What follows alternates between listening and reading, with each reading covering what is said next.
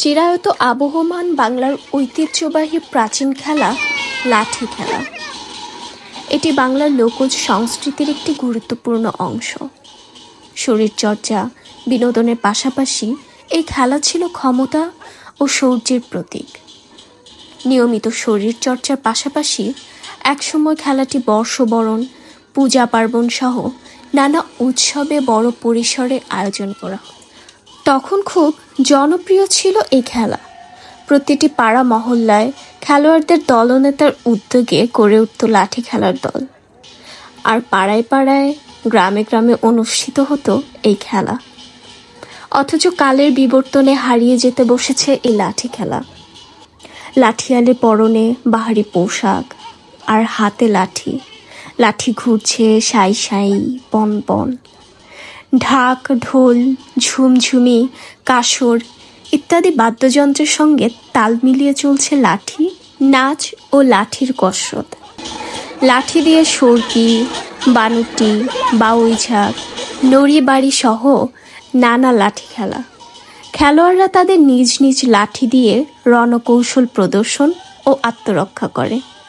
বলা হয়ে থাকে লাঠি খেলা হচ্ছে একটি ঐতিহ্যবাহী বাঙালি মার্শাল আর্ট, যা লাঠির দ্বারা এক ধরনের লড়াই, এবং এই খেলাটি ভারত ও বাংলাদেশে অনুশীলন করা হতো। মূলত এই খেলাটির উৎপত্তি অবিভক্ত বাংলা থেকেই হয়েছিল। ইতিহাস থেকে জানা যায়, ব্রিটিশ শাসনামলে অবিভক্ত বাংলার জমিদাররা তাদের নিরাপত্তার জন্য লাঠিয়ালদের নিযুক্ত করতেন। লাঠি খেলা অনুশীলনকারীকে লাঠিয়াল বলা হয়। এছাড়াও লাঠি চালনায় দক্ষ কিংবা লাঠি দ্বারা মারামারি করতে পটু কিংবা লাঠি চালনা দ্বারা যারা জীবিকা অর্জন করে তাদের লেঠেল বা লাঠিয়াল নামে পরিচিত। গ্রামের মানুষ নিজেদের নিত্যদিনের কাজ দ্রুত সমাপ্ত করে ছুটে যেত খেলা দেখার জন্য। বাড়ির আঙিনায় এই খেলা দেখার জন্য ঘরের চালে, গাছের ডালে ভিড় জমাতো যুবকরা, আর বেড়ার ফাঁকে জানলা খুলে খেলা দেখত মা বোনরা। আর সেদিনের সেই কাঠের টুল আর পিঁড়ি পেরে বসে খেলা দেখত বৃদ্ধরা। দর্শকদের হাতে তালি আর মুখের জয়ধ্বনি খেলোয়াড়দের আনন্দ জোগাত।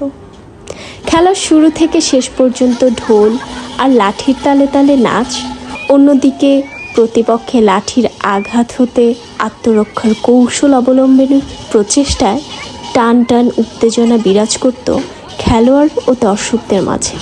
খেলা শুরুর দুদিন আগ থেকেই ঢাক ঢোল পিটিয়ে প্রচার করা হতো কোন গ্রামে, কোন মাঠে বা কার বাড়িতে কোন সময় এই খেলা অনুষ্ঠিত হবে। কিন্তু কালের আবর্তে আজ লাঠি খেলার সেই বিনোদন ভুলতে বসেছে দেশের মানুষ। বর্তমানে নতুন করে লাঠি খেলার কোনো সংগঠন বা দল তৈরি হচ্ছে না। কালের আবর্তে সেই লাঠি খেলার স্থান আজ দখল করে নিয়েছে ক্রিকেট, ফুটবল, ব্যাডমিন্টন। তাছাড়া অতীতের খেলার পরিবর্তে মোবাইল ফোনে চলছে পাবজি, ফ্রি ফায়ার সহ বিভিন্ন ধরনের খেলা, যেখানে ধনাঢ্য পরিবারের সদস্যরা স্থান পেলেও গ্রাম বাংলার দরিদ্র পরিবারের লোকরা আধুনিক যুগের খেলা দেখার জন্য ছুটে যায় প্রতিবেশীদের ঘরের টিভির কাছে। কিন্তু শত বাধা বিপত্তিকে উপেক্ষা করে আজও গ্রাম বাংলায় কিছু কিছু জায়গায় চলে অতীতের সেই লাঠি খেলা। গ্রামীণ সেই ঐতিহ্যকে ধারণ ও লালন করে প্রতি বছরই ঈদ উপলক্ষে অনুষ্ঠিত হয় সিংগাইর উপজেলার ভাটিরচর গ্রামে এই লাঠি খেলাটি।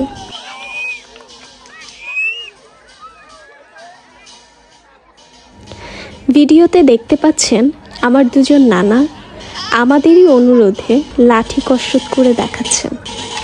প্রায় 3 যুগ পরে নানাদের হাতে লাঠি দেখা যাচ্ছে, কিন্তু আমরা খেলা দেখেই আন্দাজ করতে পারছি আসলে সেই সময় তারা কত দক্ষতার সাথে খেলেছে।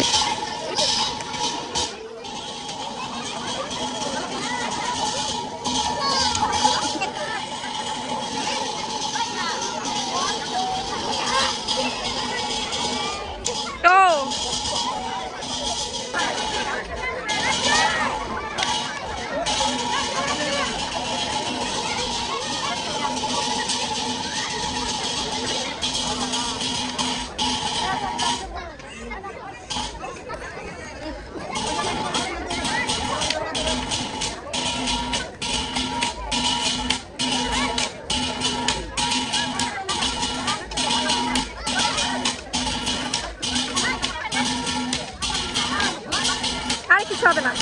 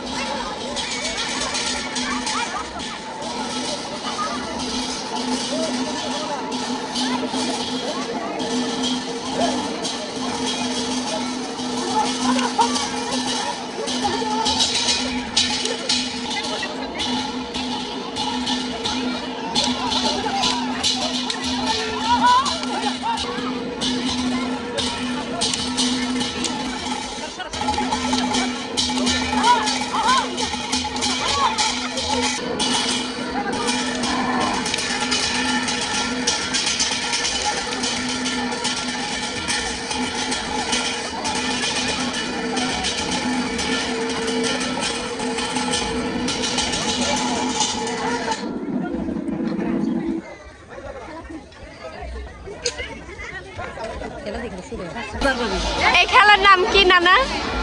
সর্দার বাড়ি। সর্দার বাড়ি খেলার ওস্তাদ হচ্ছে আমার এই নানা। উনি অনেক টায়ার্ড, এই জন্য এখন খেলতে পারছে না। তাদের বাসায় প্রতি বছর এই মেলা হয়, অনেক মানুষ হয়, বাট এইবারই মনে হয় কম মানুষ হয়েছে।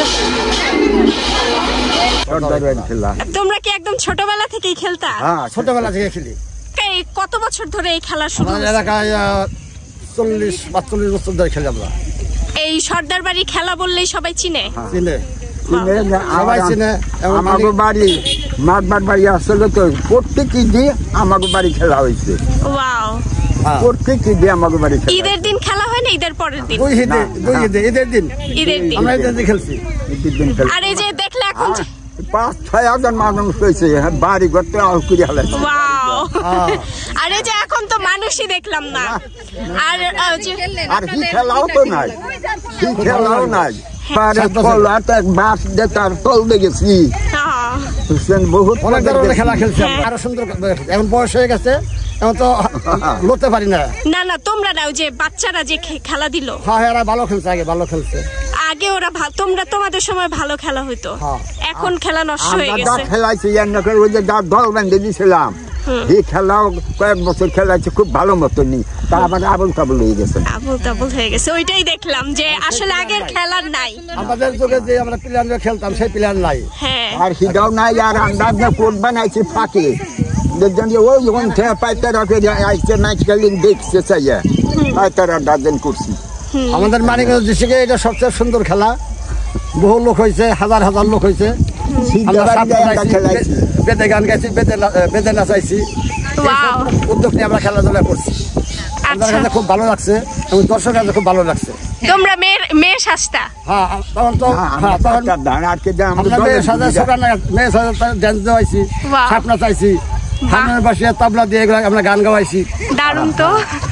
বিভিন্ন ধরনের রং সং গানের। এখন তো কিছুই দেখলাম না, ওই ঐতিহ্যটাই নাই। ঐতিহ্য এখন নাই। এরকম নাচ গান হইতো আর কি আগে। আমি থাকি ভাই সোনের ঘরে, এরকম নাচ গান হইতো। জোটাইতে না পারি কৃষকেতে রাখছে দয়াল হরি। হ্যাঁ, সেই মজাটা নাই এখন। খুবই মজা হয়েছে। আমরা তো সেই ছোটবেলায় দেখছি, এখন আজকে মনে হয় অনেক বছর পরে দেখলাম, তাই না রে? প্রায় অলমোস্ট 15 বছর পরে দেখলাম। দেখে তো আমাদের ভালোই লাগতেছে।